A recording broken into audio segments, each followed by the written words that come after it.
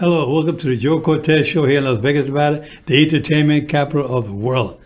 Well, today we are, besides my co-host, Shelly Stevens, and we have a dear friend, a good guy, none other than Joe Mascellino. Joe Mascellino is the casino operations manager for the Downtown Grand Hotel here in Las Vegas, Nevada. Joe, welcome to the show, buddy. Thank you very much for having me. Yeah, you know, Joe, it's funny how I got to meet you not too long ago, and well, actually, I know you for years from the fight game. When I used to referee the fight, you were with the MGM Hotel. Yeah, I was with MGM 17 years, and I met Joe at the Tyson Holyfield fights. It was quite an event, and it was quite the day. Yeah, it was good. That was good old days. Yeah, you were there when the ear biting Mike Tyson bit Holyfield's ear off, huh? I was dice manager at the time, and I was right there when it happened. Wow, yeah. Unbelievable. And Shelly, you were not around. You were with the cruise line. You and your husband, Wesley, were performing on the cruise line back in the days, right? Mm-hmm, absolutely. Yeah, we did it for 23 years before we moved to Vegas in 1999. Wow. And and meeting him today, I was just looking at like his dress, his attire. He's like so old school. I love it. I could tell he's been here for a while. Yeah. And he's from the East Coast. I could tell that too. Yeah, for sure. You know, the reason why I want to bring you on the show is because, first of all, we have something in common. You know, I was in the casino operations myself in Puerto Rico with the El San Juan Corporation.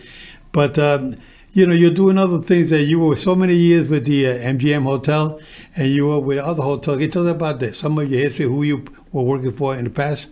Well, I started in 1977 with the Boyd Group, and I was a crap dealer, learned while I was going to college. And then I just moved into the other properties. I was at Caesar's Palace and opened the Mirage. And I was a dealer, and then I went to MGM and was a supervisor, and then worked my way up to director of casino operations at New York, and Luxor. So it's a great company to work for. Yeah, and it's amazing. When you retired, then you came back, huh?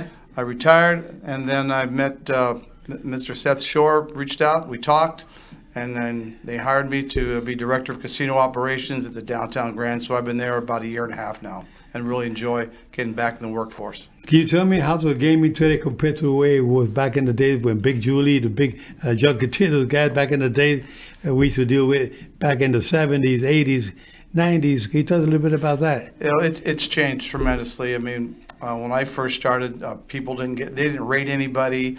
The hosts knew everybody. If they wanted a comp, it was just based on, you know, if you were a player, they just watched you play. Now, everybody's rated. Everybody has to have documentation for a comp. So it's really changed. The employees have changed. Back in my day, you couldn't even get on the strip without 5 years experience. Now they're taking dealers right out of dealer school. So it's changed. So we just changed right along with it. Yeah, they still use the central credit for actual report and casinos, Right. credit lines, and mainly the actions on people. I mean, how's that central credit? That's been around for many years. That central credit, all hotels call out central credit for information. Yeah, They're all members. Yeah, if anybody wants credit, you just run it through Central Credit. They know if the customers had credit anywhere in the world, and then they give you an actual rating, and then you make a decision based on Central Credit and, of course, bank ratings and a few other things. Right. Now, can you tell us what's happening with the Downtown Grand Hotel? Now, you've been there now a year and a half now. What's on the horizon with the Grand Hotel? Well, it's a great property. They're moving forward. Great management, great ownership. They've got a great pool area. It's great for locals. I mean, there's a lot of great areas, and it's a lot of it's value driven. It's a value driven property. We go after the locals. We want people to come in, have a great time. We have the lower minimum tables. You know, we have a $10 crap table. We have $5 blackjack tables. So it's something that people really like, and we're off Fremont Street, which makes it a little bit more secluded. It's not as loud, not as crowded, and people really seem to like it. We've got a great year, and it's very enjoyable. And you got the Fremont Experience, it's just a block, 2 blocks away from the Grand Hotel. Is that correct? Yeah, it's right around the corner, and it's off. So we're not as loud as Fremont Street. So we drive people to our property based on our values, our customer service, and it's just a great property. How long has the Downtown Grand been there? Was it something else before? It was the old Lady Luck. Okay. And it's been there like 10 years. We just had the 10-year anniversary, and it's been redone. There's a new tower, new pool. Then, of course, Triple George is right across the street, which is a phenomenal restaurant. And it's a great property for people that just to come in, and it's a smaller property. It's like old Las Vegas, the smaller properties. Everybody gets to know everybody, and it's a lot of fun. You talk about old Las Vegas out there. Back in the days when breakfast, how much was breakfast back in the days? Oh, when we were kids, we used to go to the Silver City across from Circus. It was 49 cents. For breakfast? 49-cent breakfast, yep. Wow, Yep. and the dinner was just a couple of dollars more. Huh? Dinner was like $1.50, and they had the $3 buffet at Silver Slipper. Okay. Now, your father was involved in the entertainment field, is that correct? Yeah, my dad was a bass player. He came out here in Las Vegas in '56 when we all came out. He was at the lounge at the Sahara, the Sands. Played with Sinatra, Dean Martin, Jimmy Durante. Played all over town, which was different back then. Opened up the Landmark with Frankie Avalon, Julie London. I mean, you name it. Back in those days, Little Anthony, the Imperials. We used to go fishing with Little Anthony Imperials when we were kids, so it was a different day, a different time. Yeah, Little Anthony, the teenagers. Yep. It was teenagers. crazy. He was great back in the day. And he's still performing at his 80-some-odd years of age. He still is, yeah. Yeah, he still has that voice. Yes, he does. He does. That's great. Yeah. Now, Dave, it's reference to what's going on with the Grand Hotel now. What is the latest project that you have going on right now at the Grand? Well, we just finished putting in all new carpeting in January, which was a big project. It was like a week project. We're putting in new slot machines. We're upgrading the casino floor. The new menus in the restaurants. They have a huge pool party, a lot of entertainment at the pool. So it's really it's really an upscale property that caters to people that just want to come and have a good time. Do they have a kind of a membership for the pool area? No, I mean, if you're a guest at the hotel, you can stay at the pool, and then when they have concerts, you buy tickets, and it's an event. Yeah. And it's really nice. So it's not really just open to the public, it's just for the people that are Right. I've been to a couple of the pool parties there, and it's fantastic. Yeah. Really, Yeah. great entertainment all the time. Yeah. Now, what is your favorite restaurant at the Grand Hotel? Oh, Triple George is phenomenal. I go for their lunch quite often, take customers and vendors. We go lunch there, and it's got a great special for lunch. And dinner is phenomenal, too. It's again, if you've been in there, it reminds you of old Las Vegas back in the 60s. Got the wood panel. They actually do the Caesar salad at table side, which no one does that anymore. Right. And it's just a great property. It's a great restaurant. Wow. So you've been there now a year and a half. Now, next year, I hear that there's some changes going on in Las Vegas, downtown Las Vegas. What's the latest project that you know of Las Vegas? Well, I hear they're building a lot of high rises over there by the Smith Center, which will drive people down there. I think the Cortez is doing some kind of upgrade, which is great. It's a great property. Yeah, they have a big restaurant there. Big restaurant there. I think they're driving more business downtown, to the high rises. I think they're going to start building in some restaurants and, more like shopping centers. The infrastructure to make downtown livable is from what I hear, is the next move. This is some of the projects that Governor Oscar Goodman, Mayor Oscar Goodman started putting together, and his wife Carolyn took over. She kind of followed his footsteps of remodeling, rebuilding downtown Las Vegas. And I understand that before she wraps it up this year, there's a lot of more things that they had on the agenda, making changes for downtown Las Vegas, which has really improved. I've been here 32 years, and I can see a lot of changes in downtown Las Vegas. Well, I walk the properties every Saturday morning, and I see they're all busy, and there's a lot of people on Fremont Street. So it's good. It just drives more business downtown for people that just want to stay off the strip. Right. Good. Yeah.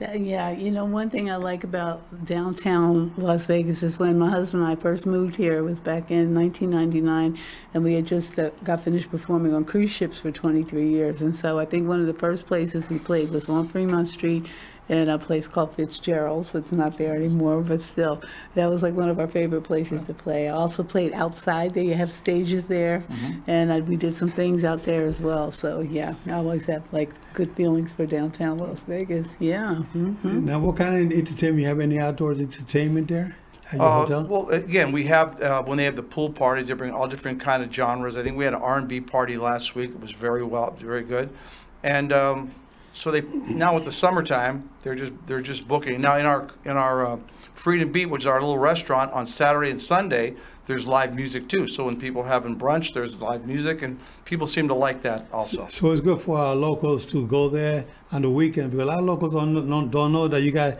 a lot of entertainment going on Saturdays and Sundays. And the food's phenomenal too. And the prices are right too. Prices are right, food's good, entertainment. I mean, it's just a great property for people to come in. And now you said we putting in new slot machines in there now? Yeah, we're putting in a whole new slot wall. Actually, this week I'm actually deciding which games we're going to put in. We just put in the brand new Frankensteins, which are very, very successful. And there's new machines coming out in the next quarter. They're going to be Dracula. So Frankenstein, Dracula, and they have the Mummy coming out. So we might just do something with that to incorporate it with the I think the vacationers and the locals, they like all the new machines, you know. They will look at, I know when I go into a casino and I see a new machine, I say, oh, I never seen that one before. Let me try it. And they bring more attention to the individuals I had. I know the locals like to go to the casinos a lot. You know, we up where I live up in Centennial Hill. You had the Santa Fe and you got the Aliante, you know, but that's quite a ways away from where you're at. Everybody wants to be where all the action is at, down where you're at, that downtown and on the Strip. Now, you were on the Strip for many years with the MGM. You were there with which other hotels? Oh, it's Caesar's Palace. Oh, the Strip property was Caesar's Palace, Mirage, and MGM. I mean, 3 phenomenal properties. Now, Caesar's Palace, remember all the outdoor big fights we used to have out there? I was there for all those. I was able to referee there. Julio Cesar Chavez and Oscar de la Hoya. I refereed Red Bull, Holyfield out there too. We had a lot of big fights. And so many. I did Asuma Nelson, Jeff Fennick. And there were so many fights. I refereed Chavez several times out there, Oscar de la Hoya several times. It was just so much fun doing fights at Caesars. And are you guys looking to do any boxing where you're at the Grand Hotel? No, we don't. I don't think it's something in our wheelhouse. We don't have the room for it. I mean, you have to have some major area to have those kind of events. Yeah. I don't know if anybody else downtown's thinking of it. It's a great idea if someone would, because I remember back when I was a kid at the Showboat and Silver Slipper, there was boxing every weekend. Yeah, we used to go. And also at the Orleans Hotel, they have boxing every Tuesday night when I got here for a number of years. And the room maybe held maybe about 1,000, 1,500 fans, and that was it. It was fun. You know? And I like to see the boxing come back down to that. I did downtown once. I forgot which hotel, but I refereed there one time or twice. Back in the 90s. I think the Union Plaza used to have boxing there on the weekends. Yeah, I think it was Union Plaza. Back in the corner. We used to go as kids and watch it. Yeah. Well, I'll tell you, it really is it's amazing how Las Vegas has grown. I mean, I know you were raised since you were a couple of months old. You've been here all your life. You've seen the changes. And the Vegas back in the day, Decatur and... I grew up on Decatur and Charleston, right across from Arizona Charlie's, which was Charleston Heights bowling alley back then. And it was the edge of town. That was the edge of town. Edge of town, yeah. Yeah, and the population was maybe about 50,000, 100,000. I mean, I remember getting from UNL, from California Hotel, where I broke in on Graveyard, to UNLV for my first class. Took 10 minutes. Yeah, I was talking the other day to one of the showgirls, one of the original showgirls of Las Vegas, and she said she came here in the 50s when the population was about 50,000 when she was raised here. And she came here like yourself, maybe she was a couple of years old, and she said it was only like 50,000 was the population. And now you got over close to 2 million, if not more. My parents used to own the ice cream store at the Hacienda Hotel. Okay. Now it's Mandalay Bay. So, we would drive from our house to Hacienda in less than 10 minutes. Yeah. Now, take you that long to get out the driveway. Unbelievable. Population just keeps growing. Now, what's happening with Las Vegas now? I know you're downtown Las Vegas. What's happening overall with your information, like casino operations manager? What's happening in Las Vegas and the gaming industry? Well, the gaming industry seems to be thriving. I mean, more people are coming to Las Vegas. Slots is really becoming more important than it was back in the day. Like I said, for us, we continuously keep the floor fresh with new machines and new games, because it's what people want. It's what people want. Back in the day, slots were just there as an amenity, for table games. But now it's completely opposite. So we changed as we change. And besides having something in common with the East Coast, I also hear that you worked on a cruise ship as well. Yeah, I was a crab dealer in 1980 on a cruise ship out of New York to Bahamas. It was the MS Scandinavia.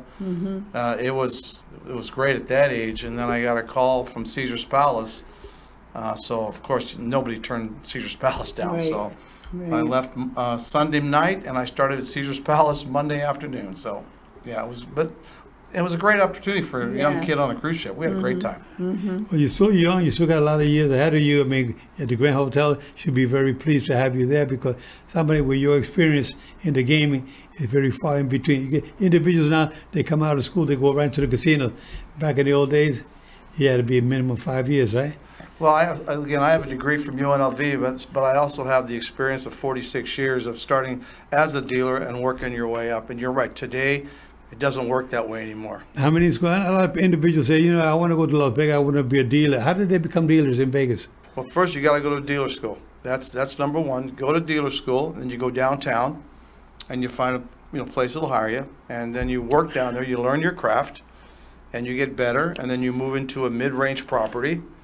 Then you move and you try and get into the bigger properties. Is there opportunities right now for people? Are they looking for employees? Yeah, everyone's looking for dealers right now. It's an industry shortage right now.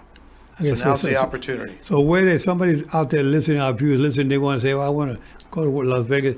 Where do they go to? How do they contact? Where do they call? There's a couple dealer schools here in town, and they go to the dealer schools, and I keep in contact with all the dealer schools. So when there's ever any opportunities, can you give us the name of one of the schools? There's PCI Dealer School. It's a real good school. You can go talk to them, and like I said, I keep in contact with them all the time because I need dealers consistently. Yeah. And you're more shortage on what? Blackjack? No, crap dealers. There's a big shortage on crap dealers right now. Crap dealers. Yeah, it's hard to get crap dealers.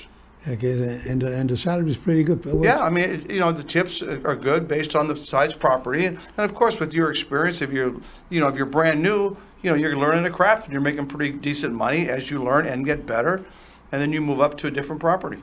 Yeah, so you viewers out there are looking for make a change of life and getting something in the future, something to enhance your career, to get yourself on the right track. You hear what Joe Casimiro is talking about. This is where to be. The entertainment capital of the world, the gaming capital of the world. There's nothing like Las Vegas. I've been around the world, and I've seen casinos in different parts, but nothing like Las Vegas. I mean, we have the best restaurants, we got the best gaming, the best slot machines. Every year coming out with new slot machines. Yeah, I mean, it's consistent. I mean, every day there's a new machine coming out. I saw one last night that we're going to actually put in. It's called Shark Week. It's actually from like the TV show Sharks, and it's a very interactive game. And actually ordered it yesterday, and we should get it in like 6 or 7 weeks. The boogeyman coming in. We'll get whatever. If it's good, we'll get it. If it's popular, we'll get it. Which other ones that you mentioned before? Well, Frankenstein is real big right now, and then of course I think at the end of October.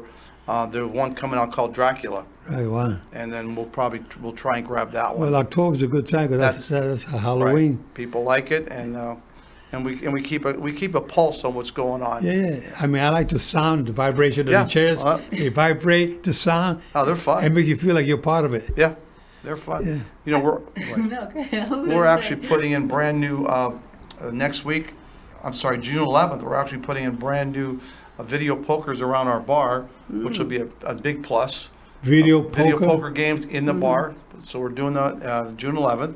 So that'll be something we'll kick off. That'll be something we're going to really promote because it's something big. It's a new games and something that people are going to like. Our local viewers, if you're in Las Vegas, then you know where to go. The new machine, July 11th? June 11th. June 11th. Yep. I get June 11th. It's called the poker. It'll be the video poker games. They're all around the bars, and they'll be all brand new. That's amazing. That's good stuff. I'm glad to hear that. Now, what kind of entertainment do you have there at the hotel? Like I said, other than just a pool party, we have a little jazz club in the back. It's open at night, 6 days a week. Other than that, not a lot of entertainment. Just the pool. The pool's our biggest draw. Can you tell us a little bit about the jazz party that's going on 6 days a week? The name. It's just a group that plays there. They bring in different groups every other day, and they open like 10 o'clock at night. It's in the back, and it does really well, and people seem to like it. And then from 10 to what? 10 to, I think 1 in that area. I'm sleeping at that time. Yeah, me too. I am too. I am too. Well, I'm going to go and check it out. How about that? Maybe one day we'll have the pleasure of performing at your hotel. Yeah. So what else is new in the gaming? Not a whole lot is really new right now. I mean, Durango Station just opened up, which is a great presence on this side of town. Yeah. I personally live at Turnberry over Sahara, so I go to the Westgate and Sahara, which is doing very well. The Westgate, formerly the Hilton Hotel, for you viewers out there don't know, the Westgate where the Hilton, that's where Elvis Presley used to perform, right? Right. Right, and you're right across the street. I live right across the street from there, so I go over there quite often. It's got great restaurants, great property, and same with the Sahara. I mean, old school, but still good. That's where you're performing on? Yes, we'll be performing over there at Turnberry at the Sterling Club. Yeah, June 22nd. We'll be there. 22nd. Yeah. So hopefully, if you're not too busy, come on over. Come over. Absolutely. Yeah. Good, great. Now you're performing at the Sterling June 22nd. June 22nd. June 22nd. Is that a one-night event or what? That's one night. They've asked us back for another date too, which we're going to be setting. So And we have my friend Mike Leonetti who's performing also at the 800 Hotel on June 18th. Saturday, Sunday, and Monday. Saturday, Sunday, Monday. Yeah. Yeah, absolutely. Yeah. He's performing June 18th of next week, this weekend, Saturday, Sunday. He performed at the 800 Hotel, Mike Leonetti and the Magnificent Four. That's right. Okay. Yeah, and then we'll be performing also tonight at the German American Club. We're doing a Motown and more concert tonight. You know I'll be there to watch that. I know you will. Yeah, I love my Motown music. I know you do. Yeah. And I saw something interesting about you too. It was like a clip from a video you shot for a news show about something they had going on in your casino for people who were colorblind. Well, yeah. What was that about? I'm colorblind and didn't know it until I was probably in my 30s. I was going to work one day and I stopped by my mom and my dad, and I had a gray suit on with a brown tie. Okay. My mother says, "What do you got a brown tie on?" I thought it was gray. So, Oh, wow. and then my boss at the downtown Grand, we were looking at some layouts for tables, and he saw a color that I didn't even see. So he knew. So he got me these glasses that make a big difference, that I can actually see the difference in darker colors. Really? I have a hard time with grays, browns, dark blue, and black. Wow. Well, you know, because she's black. You know, she's black. I want you to know that. Yeah. Okay. She's not white. Okay. So that was a nice gesture on their part. It helped me out a little bit. So how did that go with the colorblind thing? You saw something with the glasses? Yeah, we were looking at some layouts. I was putting new layouts on a table, and he says, and my boss said, that layout is got a different color to it, and I couldn't see it. He knew right then and there was something not up. So they had a weekend. It was National Color Blindness. So he came out on TV and gave me these glasses, and I put them on. And I could actually see the difference that I couldn't see before. So That's amazing. yeah. And how did that feel when you see color? That was different because now I was looking at a layout that was a different color. Now I could see that it was actually the color it should be. So it's helped me a little bit more now. Wow. Yeah. Yeah, that's amazing. Awesome. You know? I know. You don't realize things like that. Yeah. So, but man, I can't tell that you cannot tell the difference. I mean, talking to you is like just the way you were your whole life, right? Yeah, you don't know that. I mean, you just don't know until someone brings it out. I mean, I only knew when my mother said you had the wrong color tie on with the suit, and I thought it was gray, and it wasn't. How So, old were you then? about 30. Really? Yeah. Wow. Well, the combination you have now look perfect to me. Well, I actually, know, right? Well, I have everything marked. Everything's marked, like what color they are. So when I buy them, I mark them so I know exactly. That's a good idea. Yeah. It's like marking your underwear. You know? I like it. Amazing. Well, I'll tell you, Joe, it's really not every day we got somebody in the gaming industry to be on the show to talk about your business. I mean, here we are in the entertainment capital of the world. I mean, we got the best casinos, the best shows, the best restaurants. We're in a beautiful, I can say, a beautiful world when it comes to Las Vegas. People are out there watching. If you're watching, if you're from the East Coast or South America, someplace, and you come to Las Vegas, I mean, it is different. I mean, you go to casinos back east, okay, they're okay, they're fine, but nothing like Las Vegas. I mean, we got the stratosphere, we got the the Eiffel Tower Hotel, which is called the name of the hotel? Paris. Paris. The Paris. And actually, one time I went to the Paris Tower in Paris, and I went up to the top. And up on the top of the tower in Paris, the real one, there's some pigeon coops up there. And I asked, why is there pigeon coops up here? They told me, well, during World War, they used to use the pigeons, the homers, as messenger birds. And they would tie a message around their leg, and they put him out, and they would send him as messenger bird. That's why homers are good. You send them to one location to another. That's how they were able to get information that they needed from one camp to the other. So it was made. They still have the pigeon coops up there. I couldn't believe it when I saw it all the way at the tip top of the Eiffel Tower in Paris. Yeah, and I've been to the hotels here. It's a nice hotel, the Paris Hotel, a nice restaurant.